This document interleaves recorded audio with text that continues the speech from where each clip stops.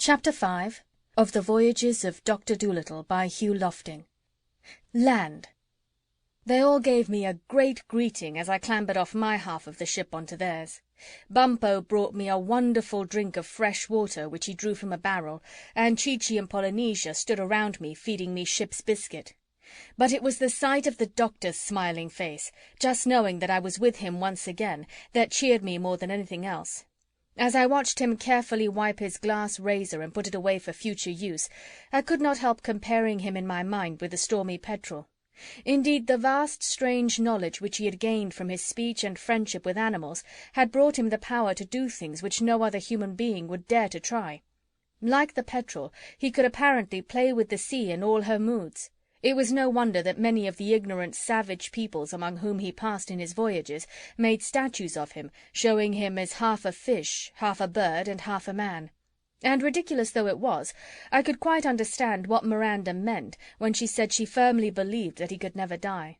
Just to be with him gave you a wonderful feeling of comfort and safety.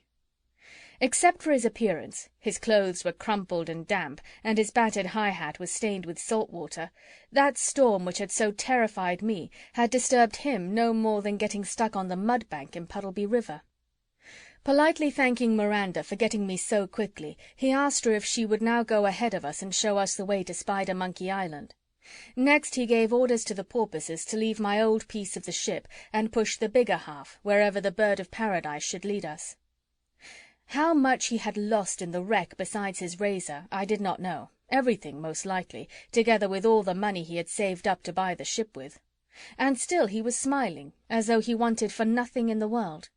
The only things he had saved, as far as I could see, beyond the barrel of water and bag of biscuit, were his precious notebooks. These, I saw when he stood up, he had strapped around his waist with yards and yards of twine. He was, as old Matthew Mugg used to say, a great man. He was unbelievable. And now, for 3 days, we continued our journey slowly but steadily southward. The only inconvenience we suffered was from the cold. This seemed to increase as we went forward. The doctor said that the island, disturbed from its usual paths by the great gale, had evidently drifted further south than it had ever been before. On the 3rd night, poor Miranda came back to us nearly frozen. She told the doctor that in the morning we would find the island quite close to us, though we couldn't see it now, as it was a misty, dark night. She said that she must hurry back at once to a warmer climate, and that she would visit the doctor in Puddleby next August as usual. "Don't forget, Miranda," said John Dolittle, "if you should hear anything of what happened to Long Arrow, to get word to me." The bird of paradise assured him she would, and after the doctor had thanked her again and again for all she had done for us, she wished us good luck and disappeared into the night. We were all awake early in the morning, long before it was light, waiting for our first glimpse of the country we had come so far to see. And as the rising sun turned the eastern sky grey, of course it was old Polynesia who first shouted that she could see palm trees and mountain tops. With the growing light, it became plain to all of us. A long island with high, rocky mountains in the middle, and so near to us that you could almost throw your hat upon the shore. The porpoises gave us one last push, and our strange-looking craft bumped gently on a low beach. Then, thanking our lucky stars for a chance to stretch our cramped legs, we all bundled off onto the land, the first land, even though it was floating land, that we had trodden for 6 weeks. What a thrill I felt as I realized that Spidermonkey Island, the little spot in the atlas which my pencil had touched, lay at last beneath my feet. When the light increased still further, we noticed that the palms and grasses of the island seemed withered and almost dead. The doctor said that it must be on account of the cold that the island was now suffering from in its new climate.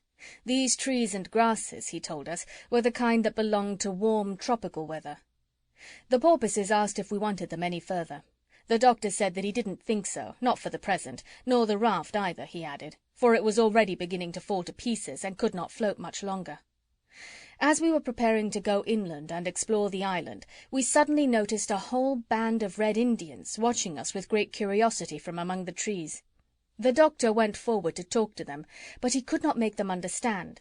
He tried by signs to show them that he had come on a friendly visit. The Indians didn't seem to like us, however. They had bows and arrows and long hunting spears with stone points in their hands. and they made signs back to the doctor to tell him that if he came a step nearer they would kill us all. They evidently wanted us to leave the island at once. It was a very uncomfortable situation.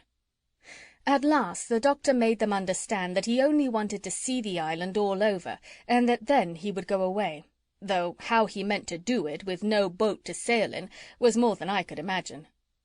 While they were talking among themselves, another Indian arrived, apparently with a message that they were wanted in some other part of the island, because presently, shaking their spears threateningly at us, they went off with the newcomer.